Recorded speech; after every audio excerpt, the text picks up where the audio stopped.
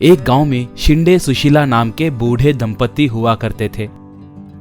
उनके बेटे का नाम मनोज था। शिंदे एक किसान था। अपने छोटे से खेत में मेहनत करके खेती बाड़ी करता था। मनोज कॉलेज में पढ़ता था। थोड़े दिनों के बाद मनोज की पढ़ाई पूरी हुई। एक बार मनोज पिता से, पिताजी मुझे पढ़ाने के लिए आपने बहुत मेहनत किया है, अब से मैं आपके कमाई से आगे की पढ़ाई पढ़ना नहीं चाहता हूँ। मैं शहर को जाकर वहाँ पर कोई ना कोई नौकरी करते हुए उन पैसों से प्राइवेट में पढ़ाई करूँगा, कहा। ये सुनकर उसके माँ और पिताजी मान गए। ऐसे मनोज बस चढ़कर शहर को निकला। वहाँ पर वो रहने के लिए कोई कमरा मिलेगा क्या कहकर देखने लगा तो एक ट्रैफिक सिग्नल के पास थोड़े कार रुके हुए थे। एक कार में सूट बूट पहना हुआ एक आदमी स्टीयरिंग पे बेहोशी की हालत में दिखाई दिया। मनोज को शक होकर उस आदमी के पास जाकर सर सर सर कहकर उसे जगाने की कोशिश करने लगा, मगर वो आदमी होश में नहीं आ रहा था। मनोज तब ओ माय गॉड, लगता है हार्ट अटैक आया है सोचकर उन्हें बगल वाले सीट में बिठाकर वो ड्राइविंग सीट में बैठ गया। कार सीधे एक अस्पताल के पास रुकी।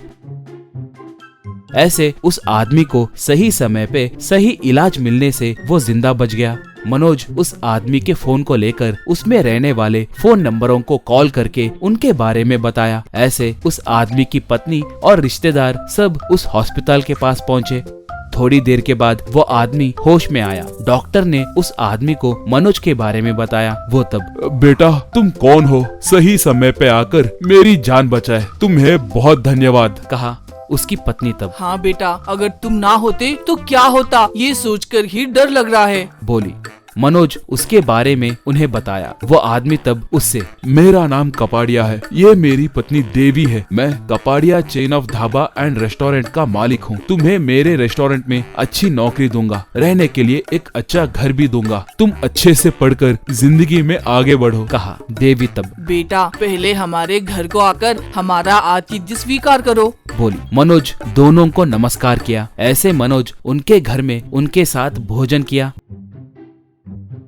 बाद में मनोज सर अब मैं निकलता हूँ, आपके सेहत का ख्याल रखना, कहा। तो कपाड़िया ठीक है, तुम जाकर हमारे गेस्ट हाउस में रहो, मैंने ड्राइवर को सब कुछ समझा दिया है, वो तुम्हें वहाँ पर ले जाएगा। कल हमारा मैनेजर आकर तुम्हें ऑफिस को ले जाकर ज्वाइन करवाएगा, बाय, कहकर हाथ मिलाने हाथ आगे बढ़ाया। मनोज हाथ बढ़ाया तो कपाड़िया उसके हाथ में हाथ रखते हुए उसके हाथ पे मौजूद तिल को देखा। कपाड़िया मनोज के हाथ को कस के पकड़कर पत्नी को दिखाते हुए ये हमारे बेटे के तिल के जैसे ही है ना, एक बार तुम भी देखो, कहा। मनोज को वहाँ पर क्या हो रहा है कहकर समझ में नहीं आ रहा था। पत्नी पास आकर देखकर हाँ ये हमारे बेटे का तिल ही है, ये जरूर हमारा खोया हुआ बेटा ही है, एक माँ होने के नाते मैं ये जानती हूँ, बोली। मनोज तब आप क्या बात कर रहे हैं, मुझे कुछ समझ में नहीं आ रहा है। मेरे माता पिता का नाम शिंदे और सुशीला है, वो हमारे गांव में रहते हैं, कहा। कपाड़िया तब नहीं बेटा, वो तुम्हारे सगे माँ बाप नहीं है, शायद तुम उन्हें मिले होंगे, कभी तुमने वो लोग तुम्हारे बारे में